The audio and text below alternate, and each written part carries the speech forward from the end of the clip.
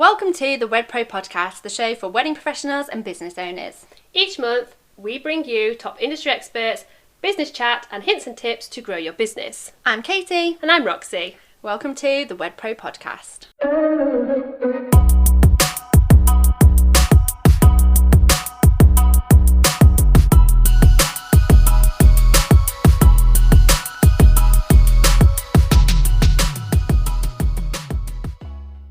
Hello, welcome back to the Wed Pro Podcast. This is episode number 29. Hey, thanks for joining us. How are you? I'm fine, thank you very much. How are you? Said that very like, hello, how are you? Yeah, I'm here for it. We're here to get our learn on, and I am all here for it. Yeah, good in the hood. I had quite a chilled weekend. Enjoyed a little bit of sunshine, a little bit of unexpected sunshine actually. Thought it was going to be a bit of a washout, so that was quite nice. Chilled out with the kids, nothing to report. Nothing too crazy really, which was nice. Had a bit of a chill out with the children, like I just said. Met some family, had a bit of a barbecue, which was lovely. How about you? So the new puppy means that now when we go on a little walk in the field, which is just like where my house is, it comes out where the pub is. Oh, so yeah, we took the puppy to the pub, and obviously like lots of attention happened, and the husband was like, oh, didn't realise having a dog would like create such like conversation with people. And how true is that? I never really thought about it, but yeah, that's all we did. We had a couple of pints at the pub, came home, had a chilled one. So I've got a funny story about that actually. So we took our dog last year to the beach, and one of the closest beaches to us was over near Liverpool way. I can't remember the name of the beach. I want to say it's Formby Beach, but it's the one with all the statues of the men looking out into the sea. And we took the dog there for the day, and then on the way back we were looking for some food, so we called into Liverpool Docks. And Poppy was probably about 10, 11 months old at the time, maybe coming up for 1. And we've got a cavapoo, very fluffy, isn't he? Looks a bit like a teddy bear. And we do get lots of attention, like as we're walking around normally, like normally from children, because he looks a bit like the waffle dog from the telly. So my daughter used to love waffle doggy. Waffle, yeah. So we normally get attention from a lot of children. Well, not in Liverpool. So in Liverpool, and I'm pretty sure we were still in kind of the 2 meter rule. It was kind of like stick to bubbles, that sort of thing. I know that we could definitely eat inside and outside. I can't quite remember the rules, but maybe I was a little bit nervous of mixing with people I didn't know. Oh my word, I've never known anything like it. Every few meters we were stopped by people asking not only what our dog was, touching our dog, stroking our dog. They wanted pictures with the dog. They were holding the dog. Could you take my photo with your dog? I've never known anything like it. Maybe that's a thing in Liverpool, I don't know. Friendly people, like lovely. Do you guys in Liverpool like not have dogs? Look at this. I've never known anything like really it. Really nice. Yes, conversation starters for sure. Also, selfie takers for sure. Selfies, pictures. So yeah, that was I do enjoy being a dog mum though. I do. But just so you're aware, it's like having another child. Yeah, it is. You have to plan your life around your dog now. Yeah. And it's going well though. I'm a week in, probably a week and a half in, feeling all right. I know you said to me, has the novelty worn off yet? I'm still living the dream. I'm still in like the honeymoon period with the puppy, so I shall keep you posted, like puppy news. Puppy news with the Roxy. So far, so good. Yeah, we're recording again with the puppies in the podcast, aren't we? They're behaving themselves right now, aren't they? They are, yeah. One of these episodes you're going to hear. I'm just expecting like carnage. Yeah, it can't go this good. I mean, I'd love it to go this good forever, but we'll see. I think they're getting to know each other. Like, Roxy's got quite a much bigger dog than my dog, and normally my dog's quite comfortable. He comes to work with me often, doesn't he? He's quite comfortable here. It's like his little second home. So I think having another dog, he was like, what the hell? Who are you? But your dog has obviously just come from a pack of puppies, very playful, very like wants to boisterous, tussle and tumble. And my dog is Leah's not having any he's not for it. So he's just like, nope. Look, we can lie next to each other, that's fine. We can walk next to each other, that's fine. We can be colleagues, but we don't have to be friends. Yeah, we don't have to be. And that's kind of the relationship they've gone. But it's only the second time, isn't it? It's only the little second meet and greet, so who knows? Anyway, today, whilst we're waffling on, we're going to be chatting to you all about time management tips yes. for your business. We're approaching now a busy season for you in the wedding industry, and even if it's not such a busy season for you, look, it's summer. We've got summer coming up. Some of you listening will have children off school. You're going to start that crazy balance. Others of you will have a busier season. Lots of weddings coming up over the next couple of months, especially with what's been going on in the world as well. You might have a few weddings kind of back to back and on top of each other. And time management in creative businesses can kind of feel sometimes like this elusive skill that people don't kind of get right. And you always feel kind of like to-do lists on top of to-do lists and constantly catching up. Today in this episode, we're going to be sharing our best time-saving tips, how we become productive, how we balance our business and running our business alongside our children. We've got 5 kids between us. Yeah. 2 of them are have got additional needs as well, so they take a little bit more looking after sometimes, and their needs are a little bit more, what's the word I'm looking for? Kind of varied. Can take a little bit more of our time up. So it means we have to be quite, literally my words have gone now.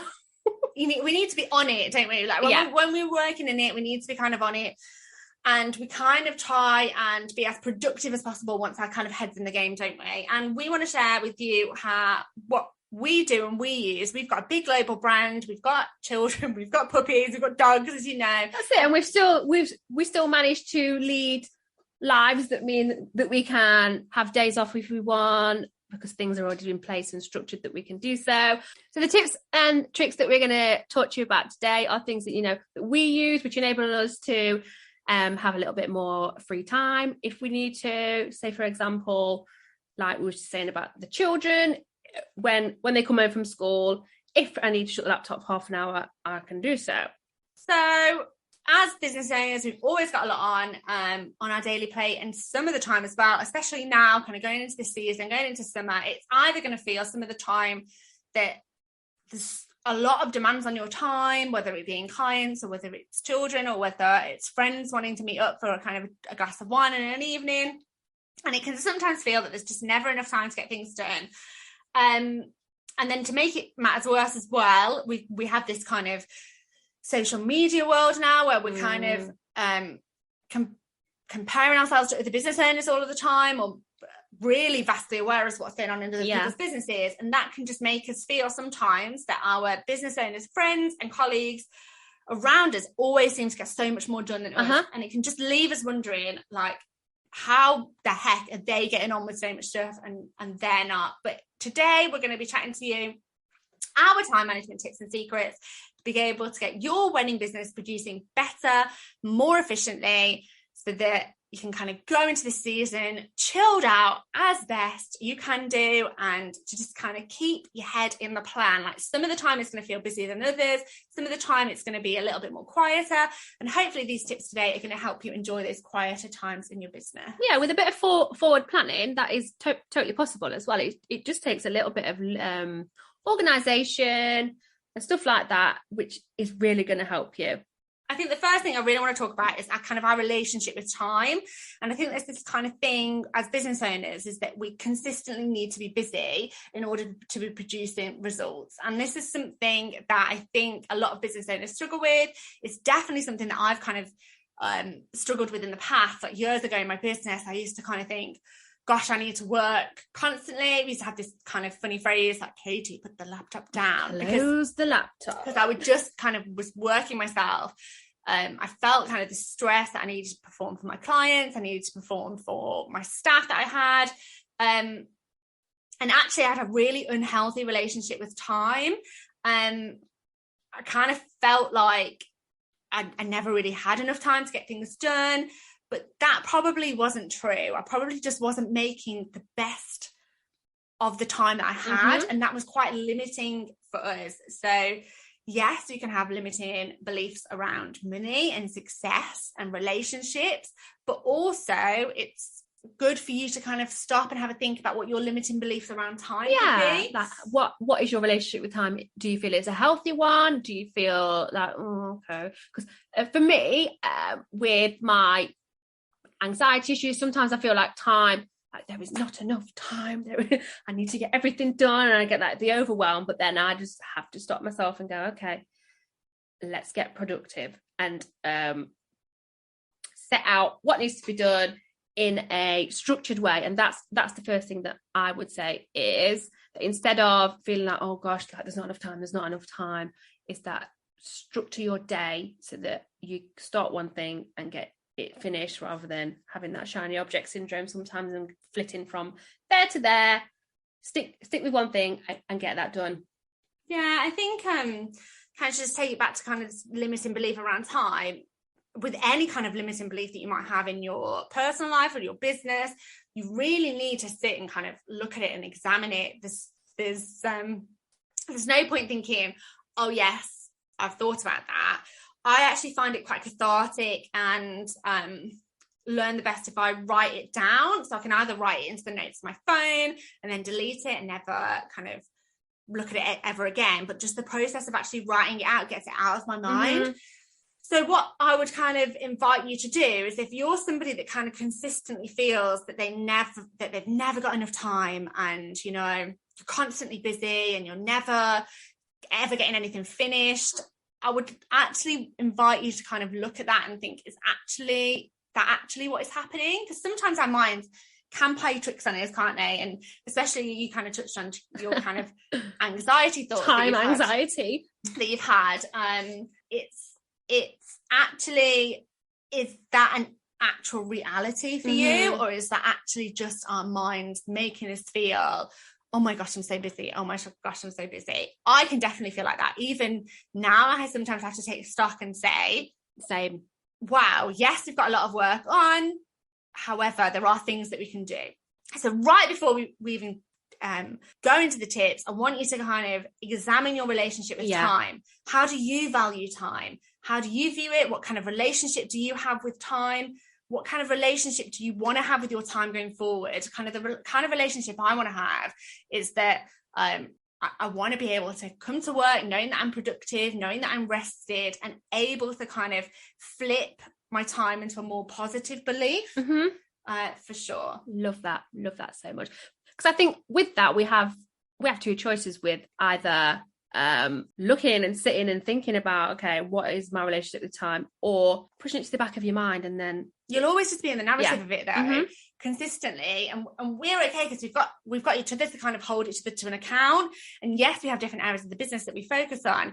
Yes, we run a global business, so actually there is a lot to do, isn't there? And a lot. There is a lot to do. But we hold each other to account. So whether you find an accountability partner, whether there is somebody that you have a good relationship, like a business bestie, or whether you just hold yourself account, there is stuff separate to you, Roxy, that I'll hold myself account for. We try and leave each other alone, don't we, when we are kind of, when I have a holiday or you have a holiday, or we're in the zone or whatever.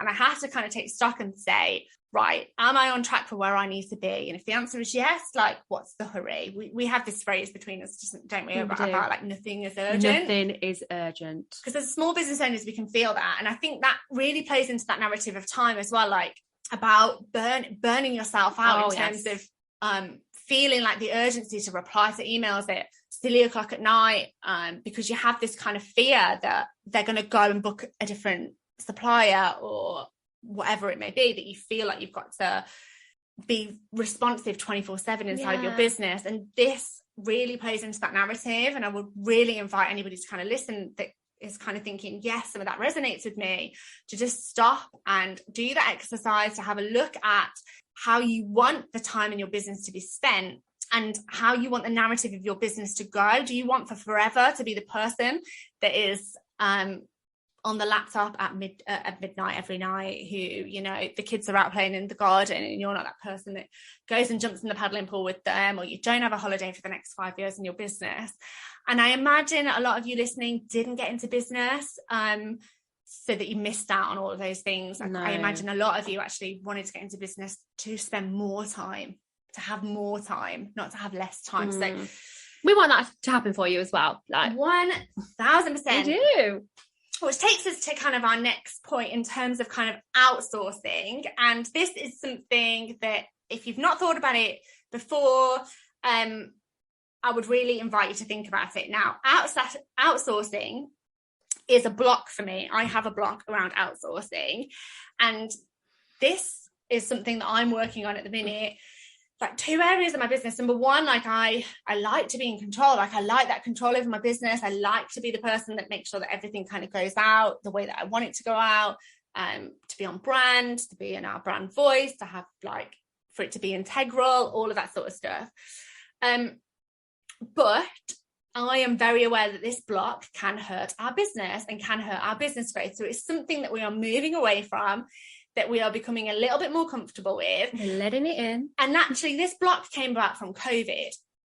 And we had a business that was having kind of, we had something like 400 events from setting up our business in the Feb of 2019, up until kind of COVID struck, and the wedding industry were quite aware of it in the January of 2020.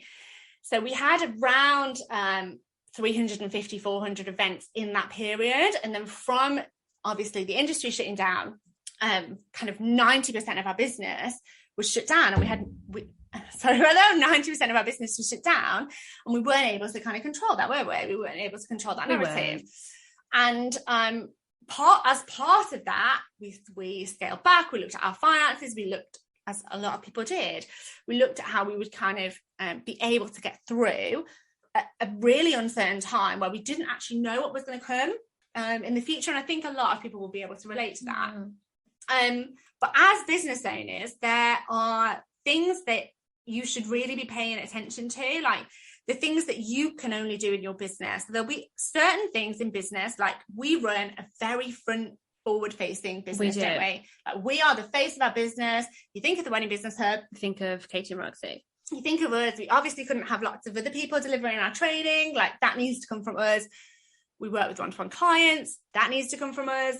And these are things that only we can do inside of our business. And whilst we are doing those things, there is a separate side to your business as well.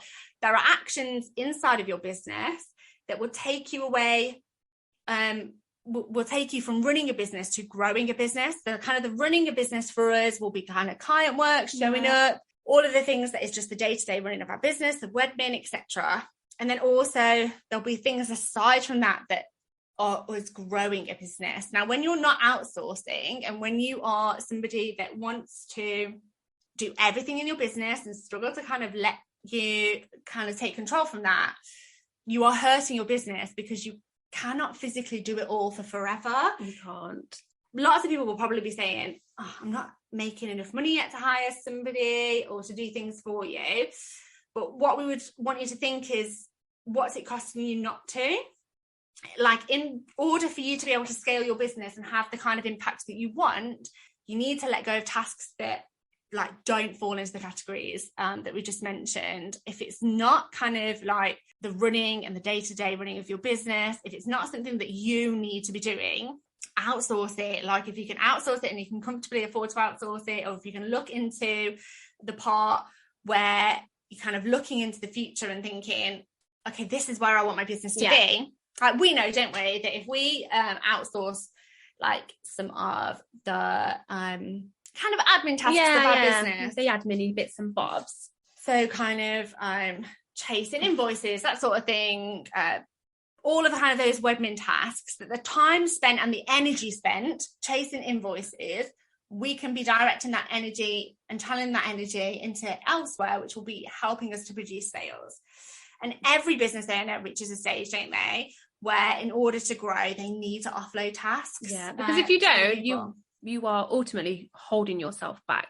Because if you want to upscale your business and you want to grow it, it can't just be you doing it, because there is a limit to what you can do on your own. So what you want to do is kind of make a list of things that only you can do in your business, and then look at that list again and be honest. Are these actually the things that only you can do, or could you delegate them to somebody else as well? So then what we want you to do is make a list of the things that need to be done in your business that will accelerate its growth. So those tasks and projects live inside kind of the genius area of your brain, and everything else lives on the outside.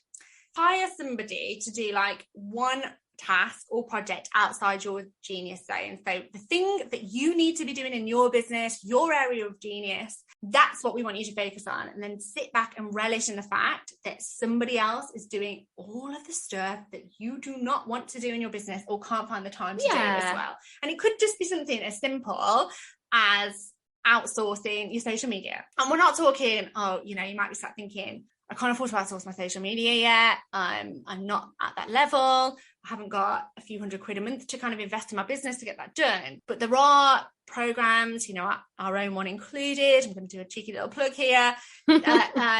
Content Club, where that outsources your social media so that you pay with a really low investment for that. And you actually get all of that done, which gives you more time back in your business, isn't it? It gives you loads of time. Actually, the entrepreneurs inside of Content Club tell us that they save on average 12 hours a week, 12 hours a month purely on the making of their posts alone. And then not only in terms of social media posts we also give you loads of other stuff that's going to grow your business as well. Blogs, lead magnets, access to masterclasses, that sort of thing. And it could just be something as simple as a low investment on something that is going to give you time back in your business. Like we also do like a blog toolkit, don't we? And actually thinking, right, I've outsourced that. My blogs are written for the next 6 months in my business. That's going to give me like an hour and a half back a week that I could be spent doing something else in my business, whether that is growing my business or reaching out to clients or consultations or just sitting in the garden with the children or just at the beer garden, just or being you, just doing whatever it is, because we always have things in our business, don't we? And we think, if I just had enough time, I could get that done. But things like the Content Club and the blog toolkit that we've got, not only actually doing those, like outsourcing those things is going to free up time, it also frees up brain space. Allows you to grow yourself, because when I find that I am under control with kind of my time, relationship with time, I feel like I almost can grow myself. I am more creative. I don't know. I just feel like I'm a lot freer. Yeah, you're a little more chill, aren't you? Yeah. And I think everybody has this relationship with time at some point where they're like, feel panicked about things. Whereas what I love about when we do outsource and we do get somebody else in to kind of work in their zone of genius is that we're getting the best of somebody else's and their zone of genius mixed with the best of what we're really great at, really can make a really good relationship. But what I love about it is that I absolutely like push all of that out of my mind. I'm like, right, we've got somebody fantastic to kind of do that, or I've invested over here, kind of on whatever it may be, whether it is kind of editing our podcast or whatever it is, then we can just think, right, we don't need to think about that now. That's done. We just need to focus on getting the content out there, doing what we really love, and leave that stuff, the stuff that we don't want to do, to somebody that was really good at it and wants to get it done as well. Something that we are working a lot better at doing, isn't it? And especially we kind of thought about this a few months ago. So we like to take a little bit more of a chilled approach when it comes to the summer holidays, when you've got 5 kids, like between the two of us. Is there any other way to do it, Roxy? No, there isn't. 6 weeks is a long time. It's a very long time. To be and the thing is, what I think is, if we are a little bit more organised and we've got stuff planned, organised, sorted out, we can actually enjoy the children growing up a little bit more, because we don't get those times back. Those times are precious to me. And although 6 weeks is a long time, I do enjoy that I get to go on like camping trips. I know you're not a camping fan. Not a camping fan, but there is stuff that we'll do. I don't like to be when they're like, mummy, it makes me feel bad. Yeah. So we were thinking about kind of ask them a break 3-4 months ago. It was a long time ago. And we were like thinking, right, we know that the summer's coming up, we want to kind of reduce our hours, be more available for the children. We have crammed so much work into this quarter, and what we kind of found that really helped us was batching our tasks, wasn't it? So there was 2 different ways that we did this. There was the kind of day-to-day stuff that we consistently have to do, and we got into a habit of doing that. So I bet a lot of people listening will actually wake up, check their emails, like the first thing that they do. And actually that kind of then becomes a bit of a habit. So what we kind of did was kind of added a few like social media tasks on that, so that then we could shut it down and think, right, that's done for the day. We've done that for the day now. So we've checked our emails. We probably check our emails twice a day. We have a time in the morning and a time in the afternoon, and any other emails that come in at any time between them, wait, still the next day. They have to wait either for the next day if it falls after our afternoon slot, or they wait until the afternoon. And this really falls into that thing of nothing is urgent, is it? Like, people do not need a response immediately, and it's about setting those boundaries as well. I was just going to say, and as well, if you are kind of replying to couples at every hour, which is fine if that's what you want to do, if that's what you want your couples to be able to like get hold of you, but you set that expectation. No, don't do it. Don't do it. If you want to sit and reply to emails at 10 at night, fine, that's your prerogative. Like, lots of people schedule them out, other jobs, but you can actually time them to go out at like 9 a.m. the next day. So you can actually pretend that you've got working hours of whatever you want to set them at. So your email provider, whoever you're with, will be able to do that. I know you can do that with Gmail. I know you can do it with a few other things, but I really encourage you. I love it. You're like, no, don't do it. So actually, I want you to sit for a second and just think about how many times a day are you going on your emails? Is that necessary? Yeah, and it adds up. Like, it literally adds up, doesn't it? Like, especially when you are kind of in the zone and doing something else, like for your business or even at home with the kids, and then to just have that thought process interrupted. And this is what I've really liked about batching in terms of productivity, is that it can help us really focus on the task at hand without consistently having tabs open, which is like, for me, spaces in my brain that operate kind of simultaneously. Who knows, I might have a little bit of, I tenderly call it like business ADHD, don't I? But who knows, maybe I do. And I kind of think that if I've checked my emails for the morning, that's gone, I can kind of close that tab in my mind. I don't need to think about it. Yeah, and actually, I find the same. I find it great just to done. Thank you very much. Yeah, it's the flitting that actually leaves you less productive. I think you get lost in rabbit holes. I think there's a book that's like, just do the damn dishes, which is like when you're doing the dishes, but you also like, who cleans their house like this? Like, they start to do the dishes and they put something away, and then they all of a sudden end up in the lounge, then they're kind of fluffing the cushions and they're hoovering the lounge, and you haven't finished the dishes yet. Or you kind of go through your house, you put something back, then you start tidying your daughter's room. Thinking about that, since we have been more productive in the way we do things in the biz, I've actually been more productive how I've been cleaning my house. Yeah, maybe. So I wonder if it's like all tied together. They say like tidy house, tidy mind. Yeah, I find that really true. I can't come home after the school run and start work unless like the dishes are done, there's a nice smelly candle going. I just can't do it. But batching is all about kind of eliminating those distractions, and especially like, we work from home, so quite often those jobs will stare us in the face, won't they? So kind of having that time when right, I'm not going to clean the house until the end of the day. Like, I pretend that I go out to work. That's how I do it. So I wouldn't normally, like, if I went out to work, this would have to wait. Like, if I had a job in an office, this would have to wait. So obviously there's some of the times, like, if I want the bedding to be dry, etc., I'll get it out on my lunch break. That literally just reminds me that I've got like some bedding. But other than that, it waits until the end of the day. But batch working is just simply about eliminating distractions whilst you work on a project or projects, whether you work towards a goal, and it's just about you grouping a series of tasks together and doing it on a scheduled day or a scheduled time in the day to help you reach that kind of goal. So whether you batch kind of blog posts out and you sit and you think, right, I'm going to batch the blogs out, whether it's for those of you that have got your own podcast, whether you batch out podcast episodes. We batch out podcast episodes, don't we? Like, we do.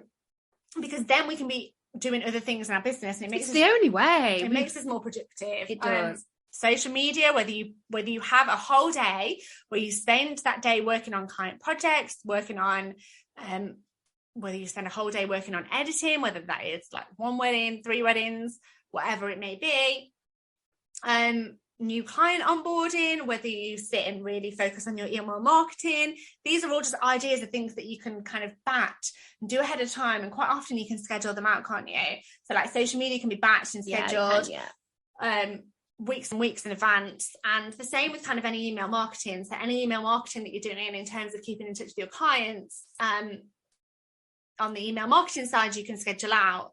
It's worth just pointing out as well that automating things in your business as well, like having good systems. So systemization, like, oh my goodness. Yeah, those of you that kind of have like a CRM in your business or have kind of some sort of automated process, I love that, because you can consistently be doing other things in your business and making connections with people, or kind of making a sale in some instances without you physically needing to be on your laptop, kind of conversing with that client in real time. So these are just kind of short ideas to help get you started. Batching isn't a magic pill for like everything in your business. You're still going to have to turn up in your business. You're still going to have to put the work in, but it works really well in terms of getting those things that you need to do in your business month on month. Get them done. Social media, blogging, bookkeeping, whatever it is, just kind of done, and helps out. And this is something that we've been kind of thinking about over the last sort of few weeks, isn't it, in terms of to get ready for the summer, what can we be batching in our business? And it actually ties in really nicely, like when you batch out your social media and your blogs and your email marketing, you can tie it all in together. So think about kind of your marketing plan, what direction you're going in, what do you want to promote, or anything like that. And you can, as you're batching your socials, then get the blogs done that you're going to be promoting on your socials, and then on your email marketing. One thing that I would say about batching is when you are in the batch mode and you're getting on with it, turn off your distractions. Yeah, absolutely. Do not disturb goes on. I even unplug my landline. I go in. Yeah, so what we want you to do now in terms of batching is implement these next steps for you. So pick one day a week or one day a month, whatever it is, and you are going to focus on something specific in your business for that. Set a goal, like we talk about these goals, don't we? Yeah. Like, what are you going to want to accomplish? And you don't need to do anything big. It could just be, I want to write one blog. I want to write one blog and get that scheduled out and have that in your mind. I actually did this last night. I was like, I'm writing a blog this evening. And I was like, right, I'm giving myself 1 hour. And I smashed it out of the park. And that's it. Like when you tell yourself and you give yourself that goal, like some people will use like a stand timer and they'll be like, right, that's how long I'm giving you. And if you only gave yourself 15 minutes, half an hour, without all of this just distractions, and it's purely focused on that, you will get it done. Eliminate those distractions, like we said, like get out of your inbox, work only on your batch working project. And the last one, exactly what you did, see it through to the finish line. Get it done and focus on that feeling of when it is going to be done, and then that's the best feeling. It's done. It is the best feeling. It is done in your business. So the last time management tip that we want to talk about is setting boundaries. Now, these can be really difficult. Not only like setting boundaries with yourself in terms of eliminating the distractions, kind of focusing on the task at hand, but also setting boundaries with other people. And this is going to be quite poignant. We're going into the summer months. I know that there is more demands on my time over the next few months. There's friends and family that might be having time off that want to see you, which is really great. But kind of this is our busiest time. Like this is our busiest time over the next few weeks and months, isn't it? And you might kind of discover, I definitely can be a bit of a people pleaser. Oh, yes, I 100% am. And saying yes all of the time. And that can actually just leave you feeling a bit burnt out, trying to just juggle so much on our plate, and actually makes your to-do list longer. It does. So I kind of, this has become something that is a bit of an art that you will need to work on over, like it's not going to come, especially if you are somebody that's a bit of a people pleaser, it's not going to come straight away. And some of the time your friends and family will just not get it. Like they work like sometimes the 9 till 5, they switch off, they leave their work at work, they come back the next day. And I can often quite feel that even though I don't necessarily have my laptop out, or I'm not necessarily doing client work or working on my business, my mind is still working. So I still class that as work time, because I might be thinking about the to-do list, or I might be thinking about kind of expanding our business. That's a great idea. Or whatever it may be. And that actually is still work to me. I still kind of classify that as work. Yeah. But setting boundaries for kind of other people, like saying yes to everything isn't sustainable, is it? No. And over these next few months, when it's the summer, like the weather is nicer outside, like there might be kind of invitations to things, play dates, that sort of stuff. And some of the time you're just gonna have to get really strict and say no. Like your friends and family will understand. Like if they're true friends and they're true family, they will understand. And this is something, like I said, that's come from a long time. Like it's taken a lot of repeating to people, like they, hasn't it? I do work. Like only what? Probably the last couple of months? Yeah, so with some people, yeah, for sure. Somebody mentioned to me, like my birthday this year, I was like, oh, what are you doing on your birthday? Oh yeah, you work now, don't you? And I thought, I've always worked. Like I've worked for the last stuff, like owned a business now for like over 10 years. Like I've worked for a long time. And I know that a lot of you guys that are listening can relate as well. It's almost seen like, oh, you work for yourself, so that's not a real job. And actually one of the neighbours said to me, oh, like I didn't realise you don't work anymore. I was like, I work from home and I've got a really successful global business. They were really shocked. They were like, what? I was like, yep, from my house. Yeah, that is where it happens. I think that's that kind of like perception of like what work is, isn't it? But whenever you say like yes to something that you know you're not capable of kind of following through, we're saying no to something that might actually be really important, or we're just kind of making our to-do list longer. So like those friends and family, like they want to see you. If you've got kids, they want to have play dates. Kind of a really great suggestion about that would be, oh yeah, like I'm really sad at work actually. So if you want to like see us and see the kids, like how about I drop them off at your house and I come around later for a glass of wine. Like I'll come and pick them up and we'll have a coffee and a chit chat towards the end. And that gives you a little bit of time to go away and work. And then perhaps you could do that for a friend another week when you're a little bit less crazy or you've got a little bit more time on your hands. But kind of think back to a time when you probably said yes, when you probably should have said no. And I bet you regretted it. All the time. You've sat there.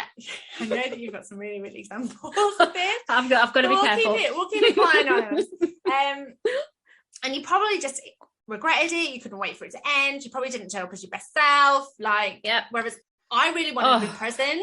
And if I see my friends, I want to be present. Let me tell you, I'm going to say that I'm not a people pleaser anymore. I used to be a people pleaser, and that just comes from, I don't know. I don't know. I help everybody all of the time, the friends, family, whoever needs me, I'm there. Like, doesn't matter what I'm doing. But now I have really learned, because you've really got to kind of really think exactly what you said. If I say yes to that, what else am I saying no to that's, that needs to be done? It just pushes everything back as well. And then after you've said yes and you've gone and done whatever it is that you actually didn't want to do, you realise like, oh, well, could have been doing that instead and actually, I don't know, growing my business, learning something new. So just prioritise the things that you want to prioritise, and don't always be that yes person. I think it's really worth saying, like, this wedding day, next day hangover is a real thing as well. Like, God, there's a lot of energy that goes into producing a wedding. So give yourself some rest and some time off. Like, and even just other people kind of consistently, like we work weekends, we work the summer, that's what we do. And it's just kind of like a one-way ticket to burnout, isn't it? Or like just feeling like not your best self and not being able to show up in your best self for your future clients, or for the clients that booked you like in a few days time in the week, or however it is. What I would kind of invite you to do is to schedule rest into your diary, like you schedule other things into your diary as well. Like with the setting boundaries, it's about you setting boundaries for yourself, setting boundaries in terms of kind of friends and family. Like, what days are you going to see them? I have like sometimes with my friends, and they're fine with saying it to me. I have like a particular friend that will want to meet. She'll say, she'll always start with like, I haven't seen you for a really long time. And I'm like, okay, so you've already made me feel guilty. Fantastic. But she works. She's got a job. She works part-time. I work full-time. She works part-time. I always have to go to her. You can see where this kind of narrative is going, can't you? Like, and she's got no problems with saying to me, oh, I can't do then, I work, or I can't do this time, I've got to go and get the kids from school, etc. And I now step into that and say the same back to her, like, I can't do that day, I'm working, or I can't do this time, I'm at work. Like on a Monday, I actually have a meeting every single Monday that Monday meeting, it's really important to our business. So sorry, I'm not available on Monday. It's like, but I am available kind of Thursday afternoon. We'll have to meet halfway, like, however it is. It's about, like you say, meeting in the middle a little bit. As understanding as you are to them, they need to be that way to you. It's really important as well. If one way that it could work really well actually is like booking special time in advance. So my mum likes to spend a lot of time with me, which is fine because she's my mum, but she's one of those people that doesn't always get like working from home, so she thinks I'm always available. But now how I've combated that is I've just set the boundary for her and said, look mum, these are my set working times. Let's go out for lunch on Sunday. Yeah. And that's just like, she gets to see me, I get to see her, and I get terrible guilt for whatever reason, but it's just, you've got to set that boundary. But just like pat yourself on the back, like you're putting your needs first, you're putting your business needs first, and your clients over the next few months are going to need us. Like, this is the industry that we're working in. Yeah, totally. So yeah, you've got it. You've made it to the end. These are our kind of tips and secrets. Are they secrets? Don't know. This is what we do. Like, we're not proclaiming to be experts in time management at all, but we run a really busy business. We have lots of kind of differing things inside of our business that we kind of have to juggle consistently. And then we've got 5 kids between us, haven't we? 2 puppies. We're crazy. We also have partners and kind of still manage some sort of social life. A little bit, yeah. Do a little bit over the next few months at least. Definitely, if you've not looked into batching before, I would definitely recommend doing some batching. You've got a few weeks before kind of the summer holidays start. You've got a little bit of time for you to just think about what can you get done? What are those kind of tasks that you can do over the next 2 weeks? That it's just going to free you up to just get into the zone for your clients, to just get your head into the zone where you can purely focus on that.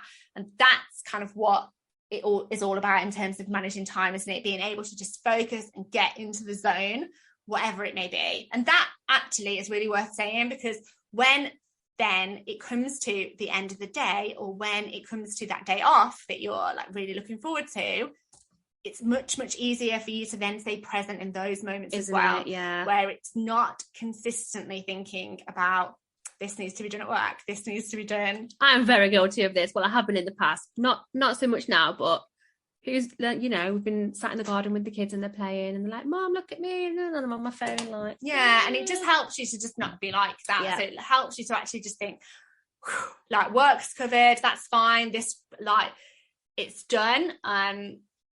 And you can focus on other things, whether that be your clients, whether that be the summer sun, or whatever it is. So yeah, let us know which ones you're going to start working on in your business as well. You can get in touch with us, the WedPro podcast at gmail.com. We love to hear from you. We love to hear what you want to know and what topics you want us to cover for the next few episodes. You can also drop us a DM at the Wedding Business Hub over on Instagram. We love to hear from you. And if you have loved our podcast, if you've liked the tips, leave us a review. Head on over to the review section. Leave us a 5-star review. Let us know what you're loving about the pod. It really helps other people to find us. We really are thankful, guys. It helps our ratings massively. It does, yeah. Make sure you subscribe so you don't miss a thing. We're really looking forward to our next episode. We've got loads of stuff planned. We actually know what we're going to do because we're batching a few of these out. So we will see you on the next episode soon. Take care.